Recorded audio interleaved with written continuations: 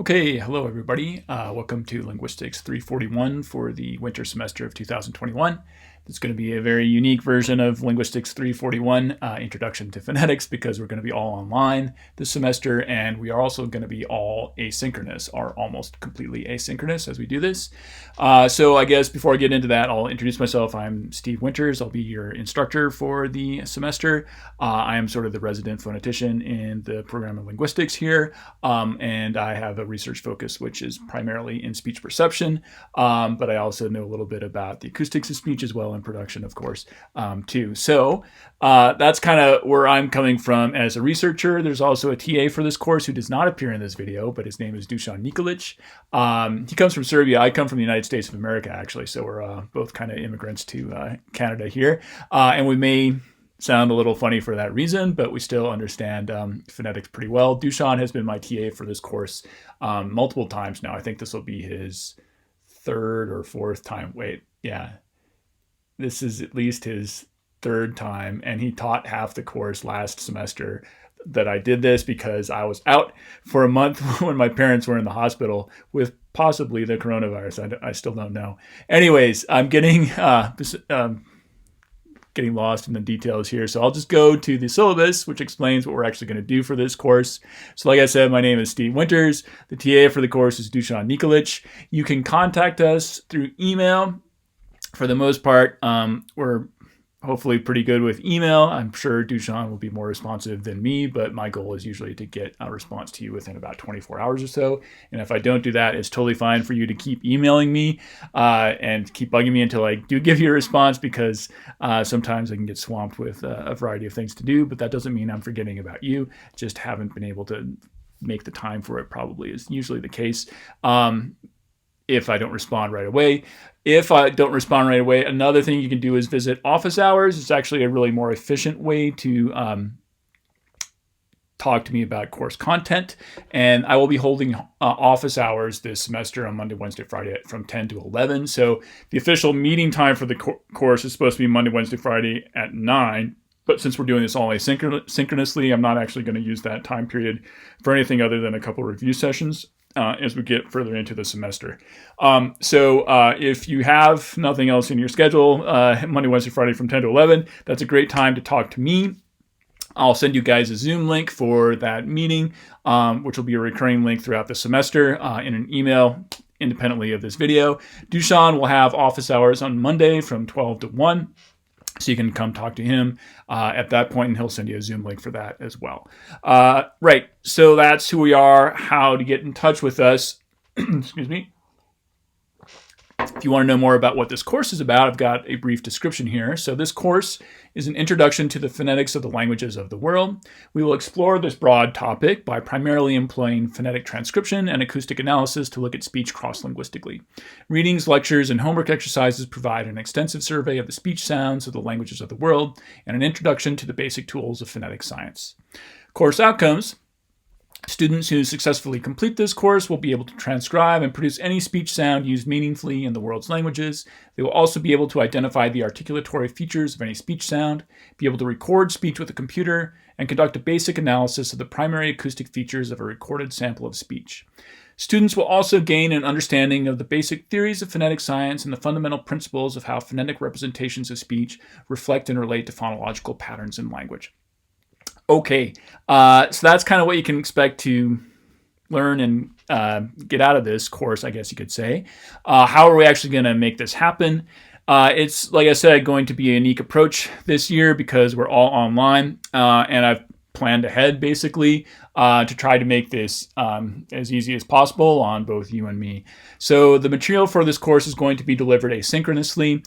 All lectures for the course have been video recorded and posted to YouTube. Links for these videos will be provided to students throughout the semester, along with links to the corresponding lecture notes on the course webpage listed above. And I just realized I didn't put the course webpage above that, but it's down here. So I've got that linked up here on my web browser as well, but it's ufclinguistics.org/341. So I primarily use this web page, which is on an independent server that I work with, rather than D2L, although I do have some material on D2L as well.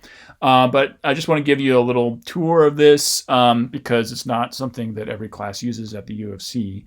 But like I said, I post all the lecture notes here, and in fact, we're 2 days before the semester is about to begin, and I've got all the lecture notes for the entire semester already up here.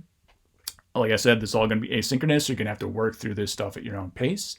And I also have every single lecture in video form posted to YouTube, so you can watch it there at your own convenience. So for instance, the first lecture is called Introduction Overview. So this is independent of that. I'll probably post this as well as number 0. But if you go follow that link, you will see another video of me here talking about the basics of phonetics.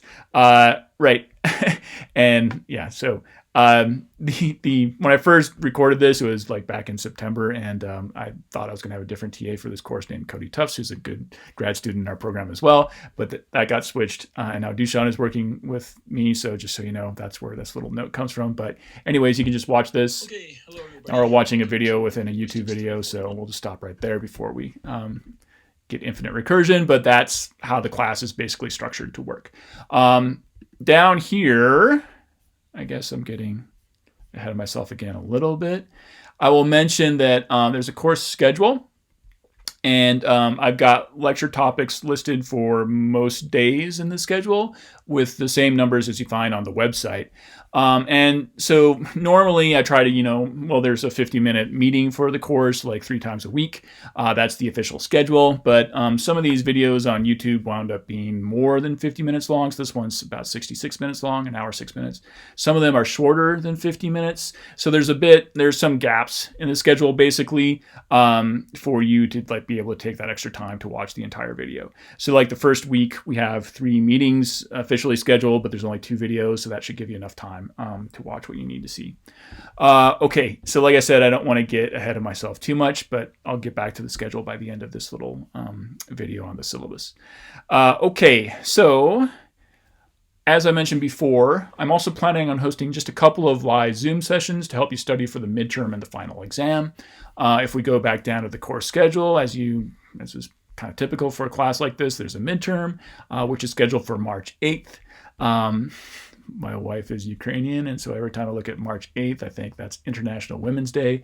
So totally unconnected with that, you will have an exam on that particular day, and then there will also be a final exam after the semester, after the course meetings for the semester are done.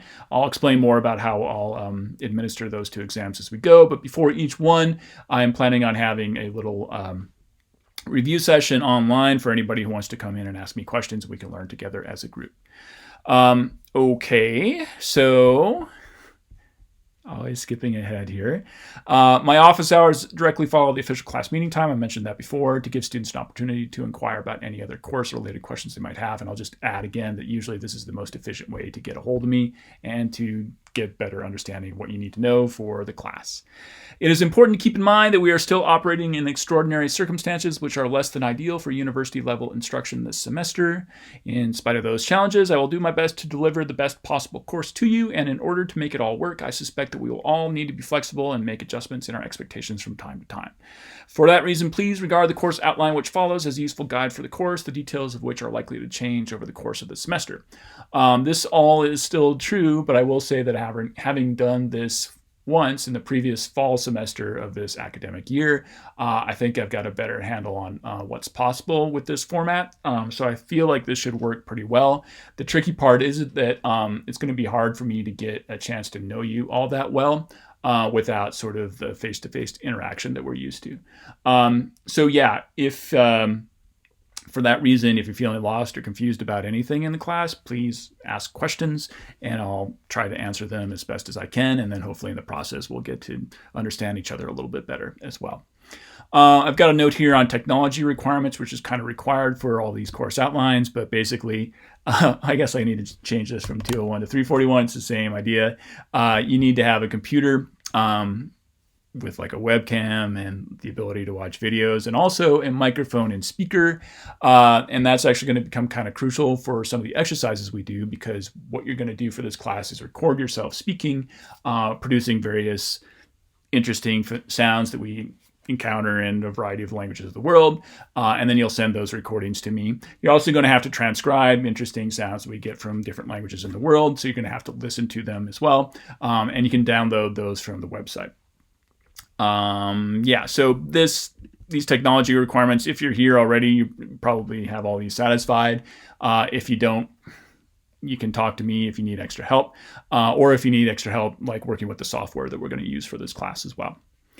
Okay, I've kind of already mentioned the course web page. I don't think I went through all the links, but there are handouts here as well. So for instance, the course syllabus that I'm walking through right here is listed first. I think I'm going to update this with a couple of the little fixes I've had to do in the middle of recording this lecture or this video. But basically, you can download anything you need from this particular website. There's also a link here for the class census, and I'm going to send you guys an email about this right when I've finished making this video. But I want to get a sense of where you are coming from. So again, to hopefully get to know you a bit better, this asks you a few questions about who you are and why you're taking this class, and also what languages you know, which is always kind of fun for linguistics, right? There's a variety of other handouts here for walking you through basic technical things you need to do for this class.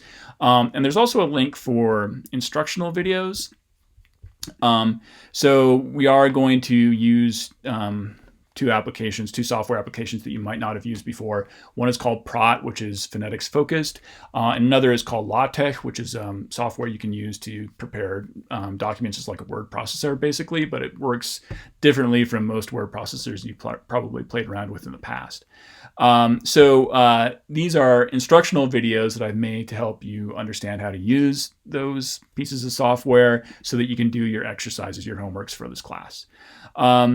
There's also some interesting links here about like how to install an IPA font on your computer, or how to work with Excel, so on and so forth. Somehow this how to install a font video is like the most popular video I've ever posted to YouTube. So there's a lot of people out there who are in your position, and it turns out they apparently find some of these videos useful, so hopefully they'll be useful to you too.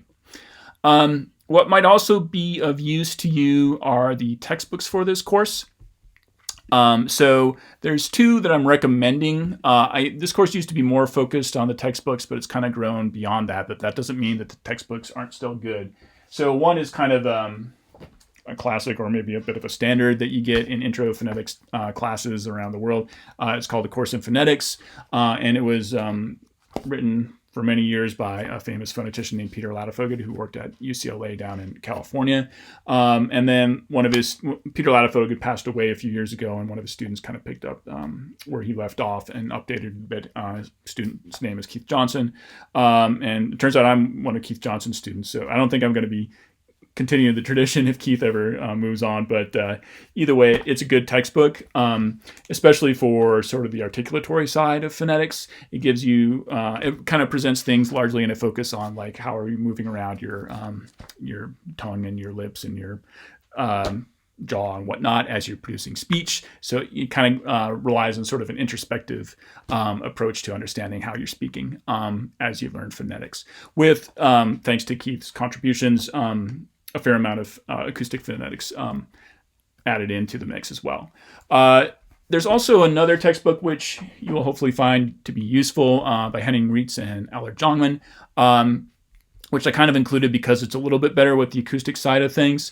There's a new version of this one out just this year, though, or I guess just 10 days ago, which I have not actually gotten a hard copy of yet, the second edition. But if you go over to the bookstore website, you can check it out here. So it's this red book down at the bottom. This is the bookstore version of A Course in Phonetics that you can order.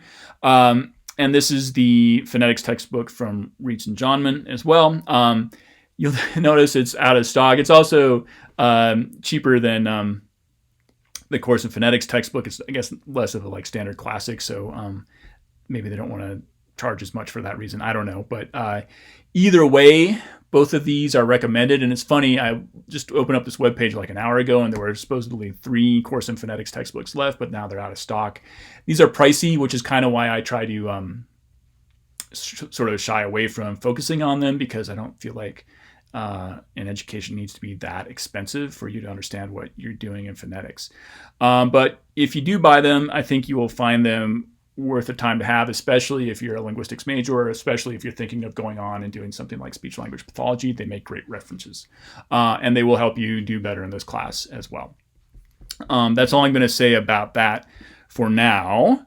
Let's see, grading. And this leads to a few links on the website that I haven't gotten to yet. But the course grade will be based on your performance on homework exercises, production exercises, transcription exercises, a midterm exam, a final exam, and a production exam. So I keep you busy in this class. I try to give you at least a couple things to do every week. And you should be able to see where they're coming. The due dates are not going to change because this has all been laid out ahead of time. So lucky you. You can work ahead if you want to. If you yourself have the time to do so. So homework will consist primarily of transcription practice and acoustic analysis exercises. I will expect you to complete these assignments independently outside of class, as they will be graded for credit. Materials for the transcription exercises will be made available from the course website. These assignments are labeled as HW in the course schedule given below. The due date and time for each homework will be provided when that homework is posted online during the semester. I wrote that a while ago. Their due dates are already there. You don't have to worry about them changing. And I also have this point about they'll be posted about a week before they're due, but they're already posted. So you can just roll through this if you want to. Students will submit their completed homework assignments in digital form online via D2L. I haven't opened up the D2L website for this course yet, but if you go there, there are a series of drop boxes which correspond to all the different homework exercises. So the HW exercises in the course syllabus, there's basically 4 of them. So over here on the right-hand column, you see if an assignment is labeled as HW or not. So this one involves a little bit of transcription of English, the first one. This one involves sentence transcription for English. One of the things I really want you to be able to do by the time you're done with this class is be able to transcribe English phonetically pretty well, because that's a skill that you can probably use for the rest of your life. And also, it'll make you look good in the eyes of your fellow linguistic students. The last 2 are more about acoustics, acoustic phonetics, and the second half of the class is basically more about acoustics in general. So the first is basically a homework on understanding the principles of basic acoustics, and the fourth one is about measuring what we call formants, which are properties of vowels as you produce them. Anyways, if you go to the homework exercises page on the website, you will see these linked up here down in the middle of this page. The last one, the format exercise, is actually part of this production exercise 3 right here, sorry. So that one's not missing, it's just part of something else. And I'll explain what I mean by production exercises as we keep going through the syllabus here. Yeah, it's right here. So over the course of the semester, you will be expected to learn how to produce the various sounds of the International Phonetic Alphabet. That's one of the primary things we're trying to learn in the class. I will assign production exercises to test your ability to produce the sounds that have been presented in class. These assignments are labeled as PEX in the course schedule given below. You'll be responsible for making recordings of yourself producing these sounds and sending the sound files to me via drop boxes on D2L for grading purposes. So like the first one of these is well, I won't say it's pretty straightforward, but it's pretty short. It's a little tricky. What I want you to do is basically to learn how to record yourself speaking using Prot, this software I've talked about. I want you to record yourself saying your own name, and then also record yourself saying your name backwards, kind of for kicks, but also so you can kind of think about your name in terms of like its phonetic properties rather than like this means me. But anyways, if you go here to the production or homework exercises tab on the website, there's a link here for the first production exercise, and it gives you a PDF about how to do this. And the other thing it does is, because part of the exercise is to learn how to record sounds in Prot, I walk you through a little primer of how to record sounds in Prot. And in addition to that, kind of trying to cover all the bases here, I seem to have lost my yeah, there we go. Course website. There's a video about this as well. So if you go to this instructional videos tab, there's all the video lectures and then instructional videos. And I've got a whole video here again about recording and listening to sounds backwards in Prot, which was made a while ago, so you don't actually have to look at my face while you watch it, for better or for worse, right? Yeah, so there are a lot of resources you can kind of draw on to help you do these production exercises, but that's what they're about. So the others, as we move over here, after the first one, are about producing sounds in languages that are not English. So, for instance, this one draws on sounds from languages like Sindhi, Lakota, Malayalam, Xhosa, and also something I call Peter Latifogadese because it's just made up stuff from this textbook. But if you go to this one, basically I give you a script of different words in these different languages, and I want you to listen to how they're pronounced in these sample files that I provide you down here, and then you try to say what you hear the speaker saying, which corresponds to these transcriptions. So that's a little tricky. It can take you some time to do that, but ultimately what you do is you record yourself saying those, you send them to me through D2L. I listen to them and tell you how well you did. Basically, with this is your target production or what it's supposed to sound like by the time you're done with each one. That's how production exercises 2, 3, and 4 work. So I'm not going to say anything more about that, but basically you'll be getting emailed feedback on that once I'm done grading those. And the last set of exercises are called transcription exercises. And I've got this little, blurb here about it's easy to learn the basic principles of phonetics and transcription if you just listen to me talking in the videos, but you'll only become better at working with those principles through practice, and it requires lots and lots of practice. Ideally, I want you to be doing about 1 transcription exercise per week, so you get in the sort of flow or hang of doing that. And that's going to be primarily based on some topic that we've talked about in class that week. So the first thing we talk about in the lectures, or that I talk about in the lectures, are basically the phonemes of English and sort of like different sort of allophonic variation you might get in different varieties of English. And then we use that knowledge to learn how to do broad transcriptions of English by your second transcription exercise, which is due on Friday of the second week of class. The very first transcription exercise is just transcribing your own name. So that's relatively simple, sort of like the backwards name production exercise. The goal of this initial transcription exercise is actually more to help you learn how to use LaTeX to create phonetic transcriptions. So I've got LaTeX open here on my machine. And I'm going to open up the template I give you for that first exercise. It's called a name transcription template. And I've done it for myself, but basically, just looking at LaTeX here, this is sort of I can make this a little bit bigger, I guess. This is the sort of interface you use to actually create the transcriptions, or somehow I can't do this. Create like a document of some sort. I'll close this. So there's a whole nother video on how to use this. I'm not going to dwell on it too long here, but there's lots of basically code is what it's called in the business about that gets converted into something that looks like a normal document. And for the most part, you don't have to worry about any of this stuff. What you do have to worry about is stuff that's sort of in between comments and red, like down here. So like this says, write your name in normal orthography here. What I'll do is I'll typeset this so you can see what the template looks like as it's just given to you. And you can see that part, write your name in normal orthography here.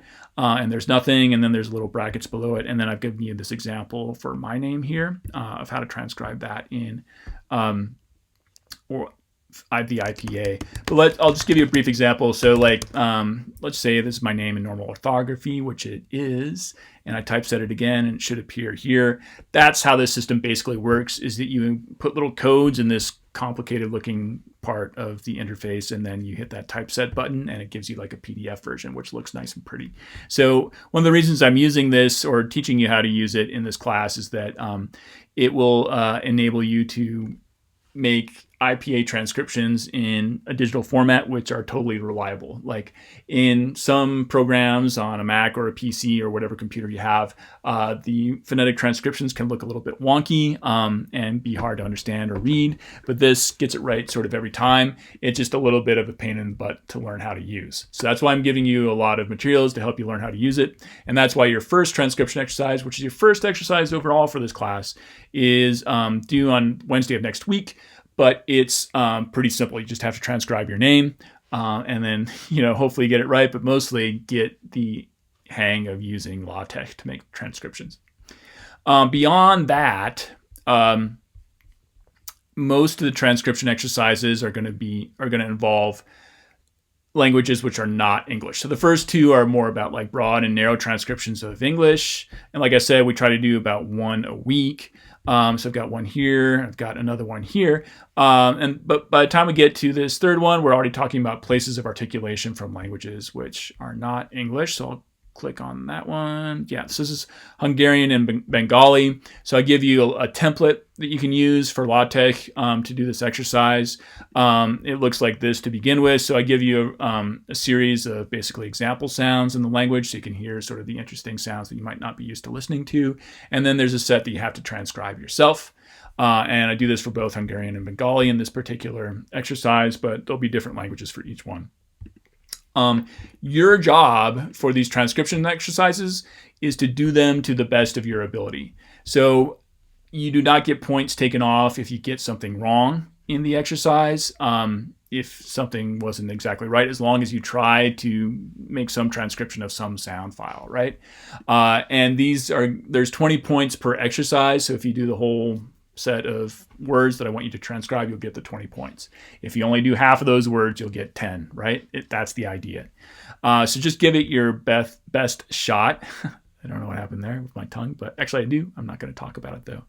Anyways, just give it your best shot for the transcription exercises and you'll get credit.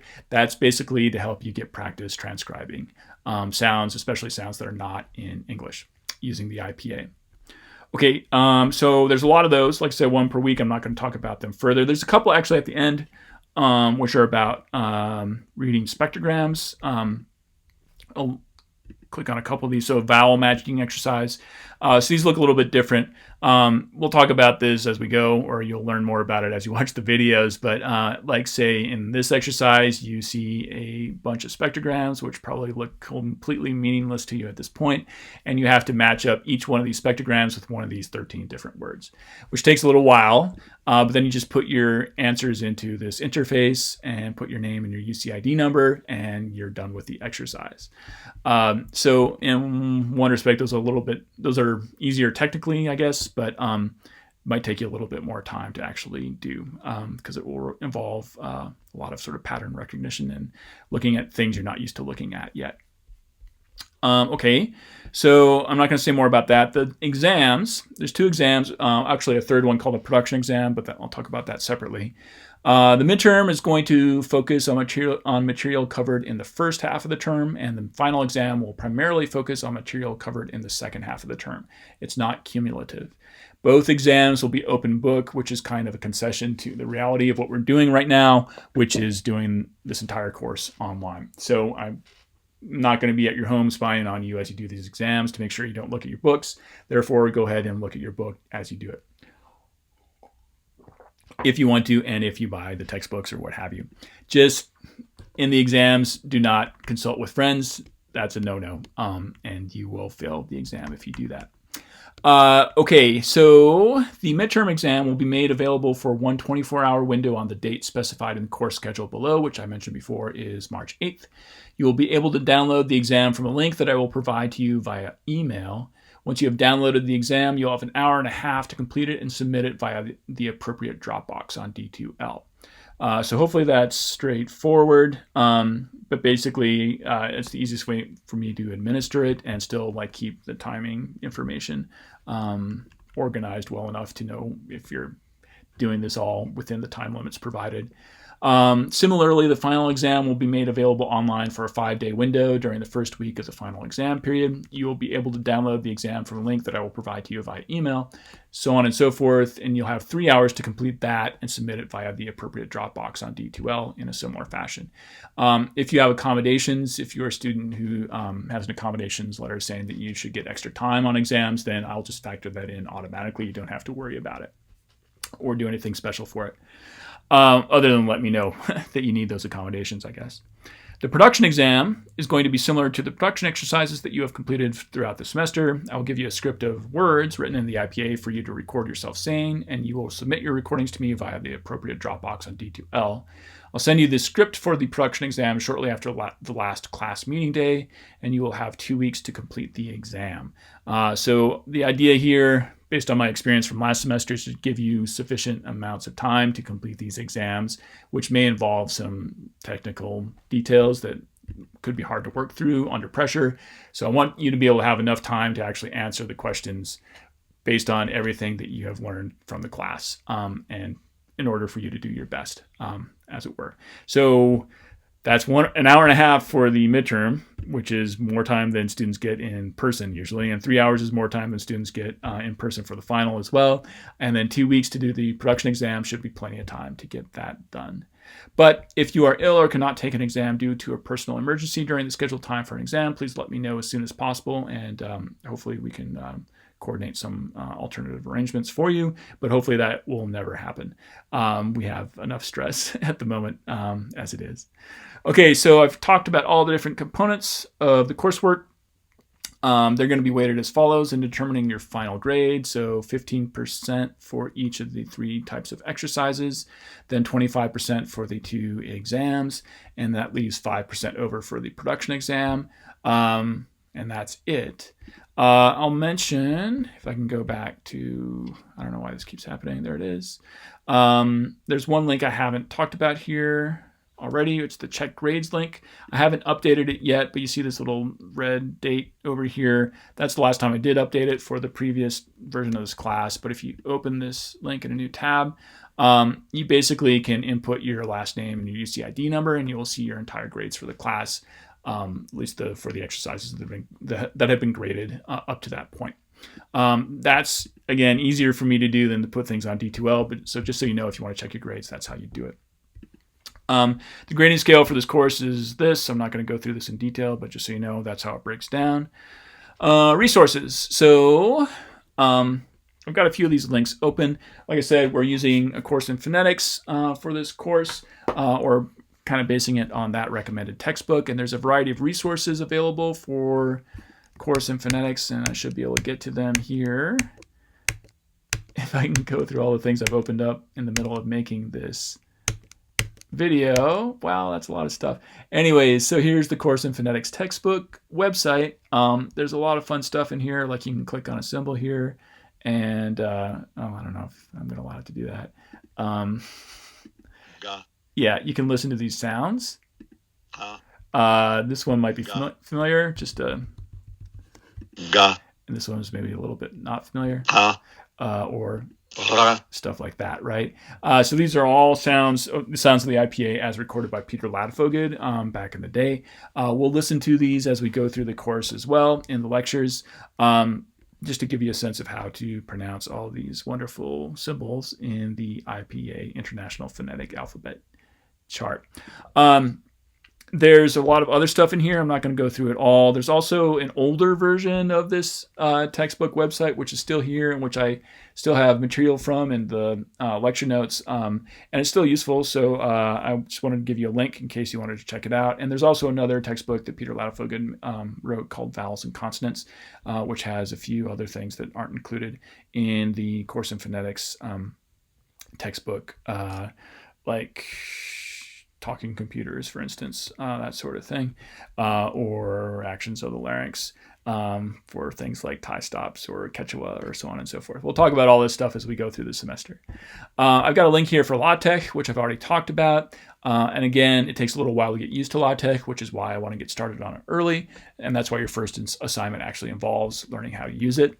There's Prot as well, which is super useful in phonetics. So I'll open this up here. So you will need to download this software for the course. One thing that's great about both of these applications is that they're both free and open source. It's kind of one of the reasons why I like them a lot, or like them so much. But basically, you can download Prot through one of the links up here, Macintosh, Windows, so on and so forth. It's made by these two guys who work over in the Netherlands, and they do this out of love for phonetics, so we can all appreciate their efforts, because this is a powerful tool to use, especially for a beginning class like this. I'll open up what Prot looks like. It's got a slightly updated icon there, but you see it has like a little mouth and ears there. So your version might look a little bit different than this one. It's kind of an odd interface when you first look at it. It gives you sort of this empty window, but you can do things like recording sounds in it, and I'll show you how to do that briefly. My name is Steve, welcome to Phonetics, and I can save that to a list and open it up and say, my name is Steve, welcome to Phonetics. Yeah, so there you go. It's pretty easy to use once you get the hang of it, and it can do a lot of different things. So download that and install it on your computer. This is the course schedule. We're almost done here. So I think I've talked about basically everything we need to know here, except one thing I should point out: as this course schedule is currently posted, these readings, ideally you should do before you watch the lectures, if you can. But I will point out that I've got the page numbers here from the earlier edition of the Ritsen-Jongman textbook, wherever it went to, this one. So from the first edition. So I still need to update those once I get my hands on a second edition version of that textbook. So take these with a grain of salt. I guess I would say, excuse me about that. Otherwise, I can just let you know that we start off with a bit of review, kind of building on what you learned in 201 about phonetics, focusing mostly on English, and then round about the I guess I would say the fourth week of class, we start getting into languages which are not English, which generally speaking are a lot more fun in terms of their phonetics, although there's a lot you can get into with English as well here. Beyond the midterm, or maybe around weeks 7 or 8, we start getting into acoustics, which is also a very powerful tool, thanks to these sort of free applications like Prot, for analyzing what's going on when people speak. The kind of really tricky stuff happens after the midterm, so you get through the midterm without getting too stressed out, hopefully. But we kind of go take a deep dive through weeks 9 and 10 and 11, and then we kind of come out the other side looking at from vowels to getting to fricatives and stops and so on and so forth. And then we wind up here at the end of the semester talking about nasals and liquids and learning how to read spectrograms, which you see here. You saw it in the exercise, but it's this stuff here down at the bottom of this representation. And that's a lot of fun. One thing we wound up doing at the end of the last version of this class was what I call mystery spectrograms, where you take a look at one of these representations and try to figure out what somebody is saying in them. I'm hoping to do that again. We'll see how it all plays out, though, given the unusual format of this class. But other than that, I think that's all you need to know for the course outline. There's some boilerplate stuff here, which I will just point you in the direction of the academic misconduct section. Don't do any of that. And I'm not going to say please, I'm just going to say don't do that, because you'll get a failing grade for the course and you'll make me extremely unhappy at you as well. So it's not worth it. And having encountered students who've done that in the past, it makes them extremely unhappy too. So just don't even think about it. Okay, so that's what you need to know for this course. Hopefully you'll have a good time and learn a lot. But if you're not, let me know, and I'll see what I can do to make it better.